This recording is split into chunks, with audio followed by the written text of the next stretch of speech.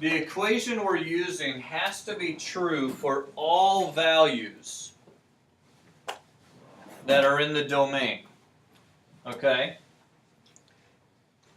Now, we have these two different terms here. One is a conditional equation. The other is an identity. Conditional equations are equations that are only true for some of the values of the variable. Okay? Identities are equations that show a relationship that's true for all real number values of the variable. Okay? And there's actually kind of an easy way to check this and to classify these. Is this an identity or is this a conditional equation? Basically, if something is a conditional equation, it will be true when you do the algebra and you use the different identities and you show that this equals this. However, you will have different domains for your original expression and your expression you end up with. Okay? The domains are different.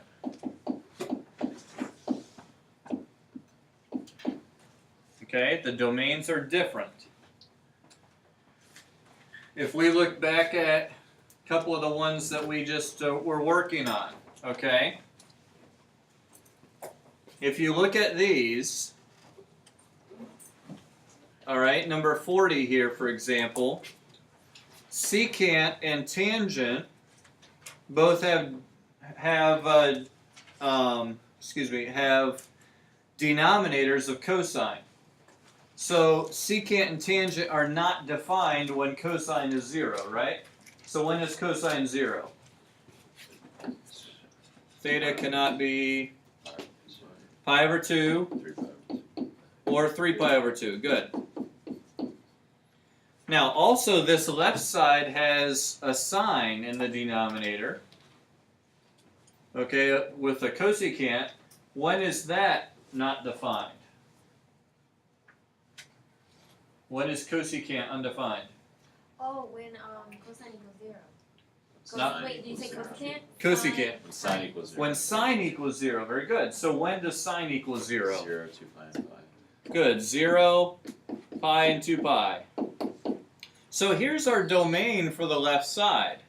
Okay? Think about cotangent, though. When is cotangent undefined? Cosine equals 0. Only when sine equals 0. So for the right side, theoretically, it's everything except 0, pi, and 2 pi. So if we were using this, we would need to place a condition on this identity. We would need to say that in addition to it not being able to equal 0, pi, or 2 pi, theta also is not allowed to be pi over 2 or 3 pi over 2. Because that was the original domain. Okay? So this one, this is from the unit before they distinguished here. Okay? So they weren't distinguishing between identities and conditional equations. But the domain of the left side is different than the domain on the right side. So this would technically be a conditional equation. It'll only work so long as we follow the domain of the original side. Okay? Because it's possible to take the cotangent of a pi over 2. It equals 0. But that's undefined on the left side. Right? And you can see that if we examined each of these closer, you could see that happen. All right? So basically, in order for us to have an actual identity, the domains of the two sides need to be the same. Okay?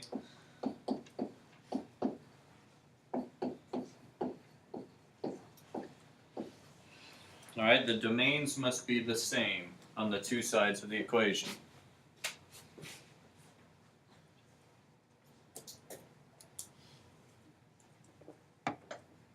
Think about our Pythagorean identities. sine squared plus cosine squared. The angle can be anything for sine and cosine, right? The domain's all real numbers. Well, obviously 1, the domain there is all real numbers as well, okay? Or 1 plus tangent squared equals secant squared.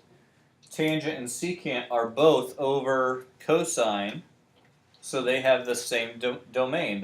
They are anything except where cosine equals 0. The other one, 1 plus cotangent squared equals cosecant squared. Cotangent and cosecant are both over sine. So the domain of both sides of that identity are, that it can't be when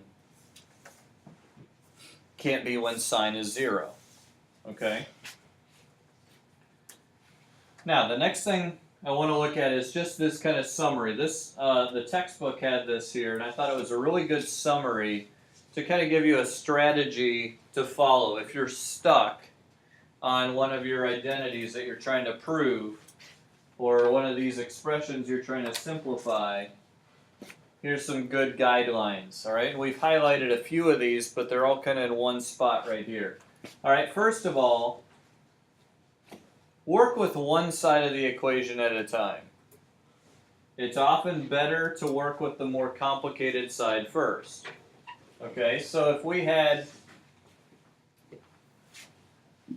back here to number 40, your chances of trying to manipulate cotangent so it looked like secant minus tangent times cosecant plus 1 are slim to none, okay? There's no way you're going to be able to see how to get from this side over to this side. However, if we take this side, the more complicated sign, and simplify that, it's much easier to get over here.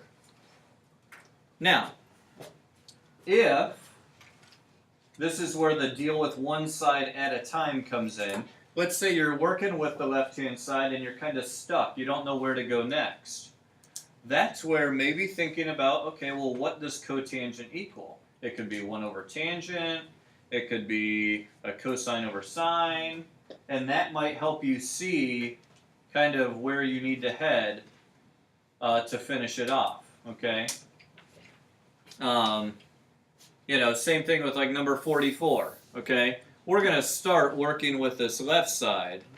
However, recognizing, hey, secant times cosecant is 1 over cosine times 1 over sine. So that simplifies to 1 over cosine times sine. That might be helpful to see as you're working your way through this. Okay? So, again, just a thought there, a general strategy here. Work with one side at a time. Start with the more complicated side. And then if you get stuck, try working with the other side. Okay? Number 2, look for opportunities to factor. We talked about factoring them yesterday. Add fractions. If you have 2 terms on one side and only 1 on the other, you're probably going to need to get a common denominator and add those fractions together. Look for an opportunity to square a binomial or create a monomial denominator. Okay? Oh, thanks. All right. So, how do we get a monomial denominator? We looked at this just briefly, but if you have something like let's say that we had a 1 over 1 plus sine. Okay? I have a binomial denominator here. I see that, sine is all the trig functions are involved in the Pythagorean identities to some extent. Okay? So, let's say that I did this and I multiplied it by a form of 1 using the conjugate, 1 minus sine. Okay? Well, what's 1 plus sine times 1 minus sine? 1 minus sine. 1 minus sine squared. And what's 1 minus sine squared equal? That's cosine squared. So this whole thing, I have in the numerator a 1 times 1 minus sine, but now the denominator is cosine squared. Okay?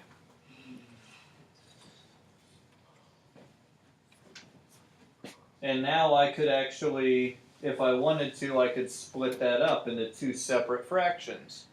I can't do it when I have two different things in the denominator, but when I have a single denominator, two separate things, I could write that as 1 over cosine squared minus sine over cosine squared. And then if I wanted to, that would be a secant squared minus secant times tangent.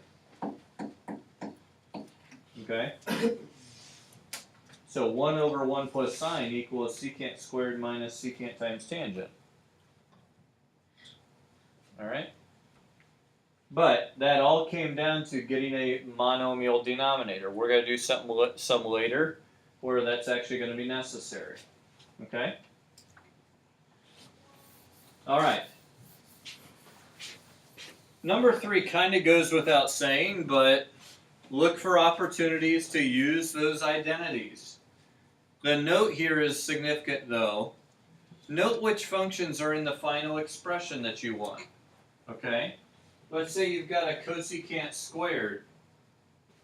But the final, so you're initially thinking, oh, that's 1 plus cotangent squared. But your final expression has sines in it. So maybe in that case, rather than going with the Pythagorean identity, writing it as 1 over sine squared would be more helpful. Okay? So look at the goal, look at where you're trying to go. And let that kind of dictate what you're doing. But also recognize what goes well together. Sines and cosines go together. Secants and tangents go together. Cosecants and cotangents go well together. Okay?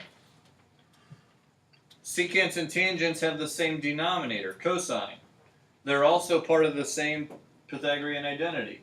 Same thing with cosecant and cotangent. Same denominator, sine. And they're also part of the same Pythagorean identity. Okay? And then, when all else fails, if you're not sure what to do, and you've got a mixture of different trig functions, a great idea is to try convert all the terms to sines and cosines. Okay? Convert your cosecants, secants, cotangents, and tangents all to be in terms of sine and cosine. And then sometimes you'll see things that cancel or see what you can do that you wouldn't have seen as it was written originally. Okay? So, any questions on the strategies here you've got? Alright, so